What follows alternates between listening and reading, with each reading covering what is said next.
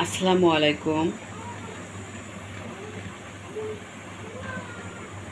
আমি আজ রান্না করছি তো গরুর মাংস, বুটের ডাল।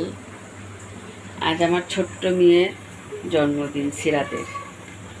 মিনহা আফরিন সিরাত, আমার ছোট্ট মেয়ে সিরাতের আজকে জন্মদিন। আপনারা সবাই আমার মেয়ের জন্য দোয়া করবেন। তো আমার বাড়িতে আমি ছোট্ট করে একটি আয়োজন করেছি। আমার ভাই বোনদেরকে আমার বাসায় আসতে বলেছি সন্ধ্যায় কেক কাটার জন্য। তার জন্য আমার সামান্য একটু আয়োজন করছি। গরুর মাংস রান্না করতেছি, বুটের ডাল আর রোস্ট রান্না করব। গরুর মাংস,